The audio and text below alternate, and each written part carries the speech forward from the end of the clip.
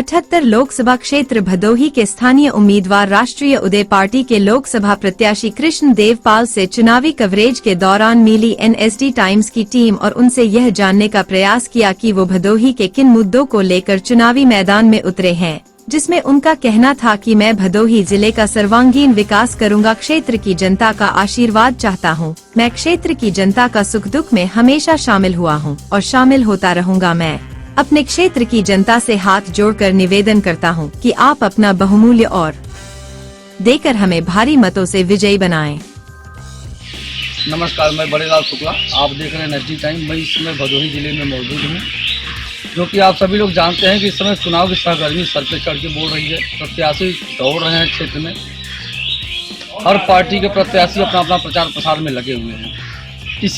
इसी क्रम में हम आ चुके हैं ग्राम सभा अजयपुर में, और यहाँ पर हमारे जो बगल में खड़े हैं वो प्रत्याशी हैं, लोकसभा 78 के भदोही जिले से प्रत्याशी हैं। आइए हम इनसे पूछते हैं कि आप जनता के बीच में जाते हैं और जनता से बात करते हैं, और जनता को क्या क्या सपने दिखाते हैं, कौन कौन से मुद्दे लेकर आप जनता के बीच में जाते हैं। आइए दिखाते हैं आपको। जी, अपना नाम और पूरा परिचय बताएं। जी, मेरा नाम कृष्ण देव पाल है।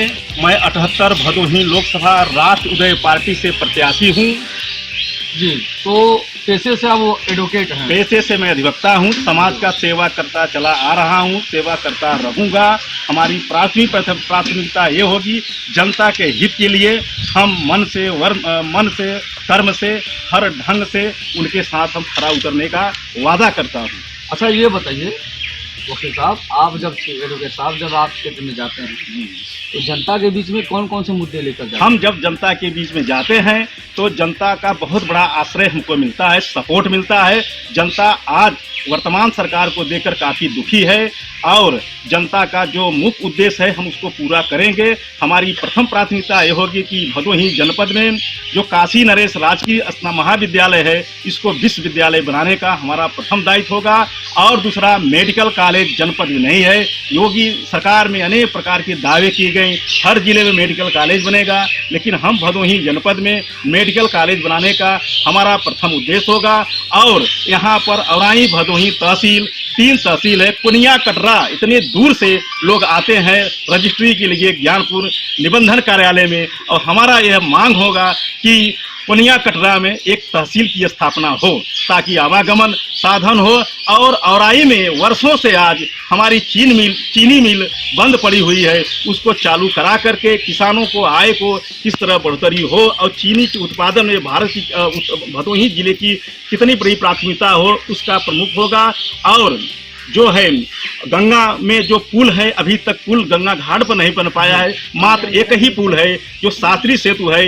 इतने दूर 2530 किलोमीटर दूर जाना पड़ता है जनता को, और यह प्रथम प्राथमिकता हमारी होगी कि गंगा रामपुर घाट पे गंगा पुल का निर्माण हो, जो कि आवागमन सही सुगम हो। यही हमारी प्रथम मुख्य मांगे हैं। जनता के बीच में आप जा रहे हैं, जी जी, कैसा प्रतीत होता है आपको? जनता की कैसे आपके प्रति व्यवहार जनता पकड़? मैं जनता के बीच में जाता हूँ, जनता हमारे प्रति जो व्यवहार है बड़ा उदार, बड़ा नम्रता से हमको पूरा साथ सहयोग देने के लिए तैयार है। इसलिए नहीं तैयार है क्योंकि वर्तमान सरकार उसके साथ जो है काफ़ी कुछ जो करना चाहिए विकास के मुद्दे पर फेल है।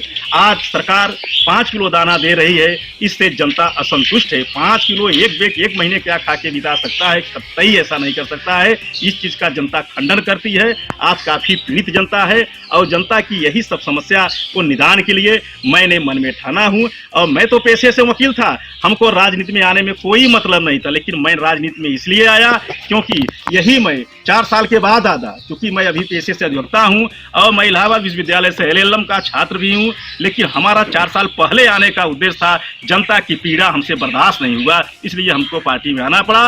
माननीय बाबूराम पाल ने हमको राष्ट्रीय पार्टी टिकट दिया, और जनता का व्यवहार, जनता का जो हमारा प्रेम, जनता का प्रेम हमारे प्रति है, उसको देख करके उनके दुखों को दूर करने के लिए हम मैदान में उतरे हैं। जी, आप क्षेत्र में जा रहे हैं, जनता से मिल रहे हैं, जनता का दुख आप बता रहे हैं, लेकिन जनता का ये भी कहना है, भदोही जिले की जनता, जो क्षेत्र की जनता है आपकी, उनका कहना है कि क्षेत्रीय प्रत्याशी जब चुनाव आता है तो जल्दी दिखते नहीं है, और यदि कोई आ भी गया और जीत भी गया तो फिर चला जाता है, बरसाती मेढक की तरह जैसे बरसात में मेढक निकल जाते हैं, उसी तरह समय आने पर प्रत्याशी दिखते हैं, इसके बाद नहीं दिखाई देते। क्या है, आप जनता के बीच में रहेंगे?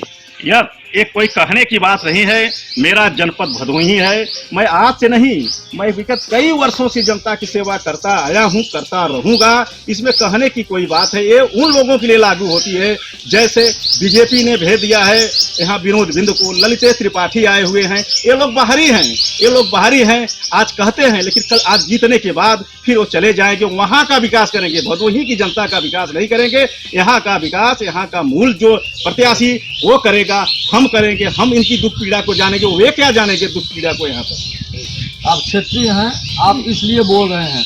चुनाव देखिए, इतनी पार्टी चुनाव लड़ रही है, चुनाव बहुत ही कठिन है।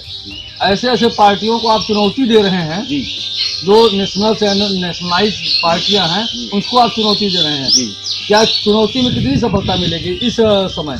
इस समय चुनौती में 100% हमको सफलता मिलेगी, क्योंकि जनता जान रही है। मोदी ने वादा किया था यदि हमारी सरकार बनेगी तो हम 2 करोड़ प्रतिवर्ष लोगों को नौकरी देंगे। हुआ क्या हुआ? ठीक इसके विपरीत अनेक प्रकार के छात्र छात्राएं बेरोजगार हो गए, वैकेंसी निकाली गई और वैकेंसी को फिर निरस्त कर दिया गया। खाली चुनावी मुद्दे में निरस्त कर दिया गया, क्योंकि छात्रों से धन लेना था, चुनाव नजदीक था और उनको धन लेकर के और बाद वो निरस्त कर दिया गया, जो कि छात्रों के साथ एक गलत दुर्भाग हुआ। और इसके बाद इलाहाबाद में और उमेश पाल की हत्या कर दी गई। वो हत्या मैं सरकार से पूछना चाहता हूँ, वो हत्या क्यों ठीक चुनाव के 1 साल पहले की गई? इसमें कोई साजिश था क्या? पाल समाज को ही मुर्गा बना करके, पाल समाज को ही एक प्रकार के कंधे पर बंदूक रख के ही कब तक ये बीजेपी सरकार चलाएंगे ये लोग? इन लोगों के गलत था, जो साजिश हुआ है उसका अभी तक कोई निगरानी नहीं हुआ। इन लोगों को करना चाहिए और उनकी उच्च स्तरीय जांच होनी चाहिए। आज हम पूरे प्रदेश में 10% है, लेकिन आज हम 10%, लेकिन हमारे अधिकार, राजनीतिक जो अधिकार है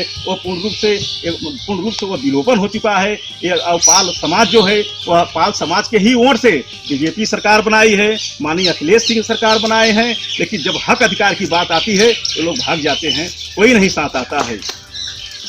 इतने प्रत्याशी हैं खड़े, जी जी, इतने प्रत्याशी आपके सब 78वां विधानसभा यहाँ लोकसभा चुनाव में लड़ रहे हैं चुनाव, इन सबसे आप अपने आप को अलग कैसे समझते हैं? हम इन लोगों को अपने कर्म पर भरोसा करता हूँ। जनता